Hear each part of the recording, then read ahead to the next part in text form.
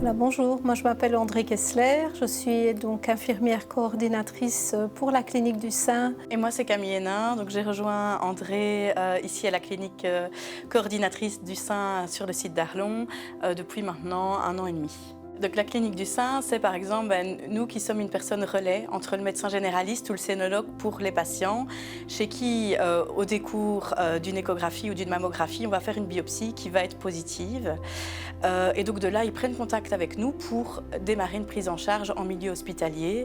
Il faut savoir qu'en Belgique, et ce sont des normes européennes, il y a un dépistage qui est organisé, donc entre 50 et 69 ans.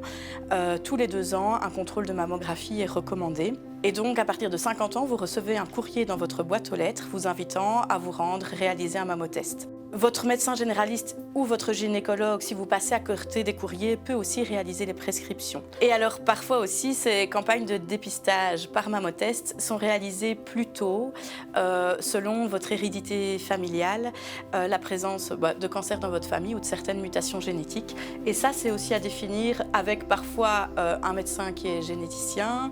Ça peut être aussi avec votre médecin généraliste ou votre gynécologue qui vous enverra faire ces bilans plus tôt. Beaucoup de patientes dépistées au niveau de la clinique du sein arrivent parce qu'elles ont senti quelque chose. Ce qui est très important, c'est d'observer ces seins, si possible devant le miroir, en levant les bras et le faire plutôt en période post-règle aussi. Ce qui est recommandé, c'est plutôt de le faire 3 ou 4 fois par an. Il existe plein de vidéos, plein d'applications qui sont très bien faites, comme Take a Breast, une application qui vous montre et qui vous guide étape par étape. On peut avoir plein de sentiments quand on se retrouve face à un changement dans son sein.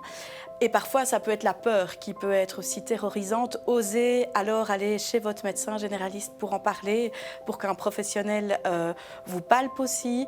Et chaque chose palpée ne va pas forcément du tout être signe d'un cancer. Ça peut, mais ça peut aussi être plein d'autres choses. Donc, ça vaut la peine de faire les examens, soit pour être pris en charge rapidement si ça s'avère être un cancer, ou soit être rassuré si on est face à quelque chose qui ne l'est pas. Il suffit que le médecin nous appelle et on peut débloquer facilement des plages d'urgence pour être vu et tranquillisé ou prise en charge rapidement.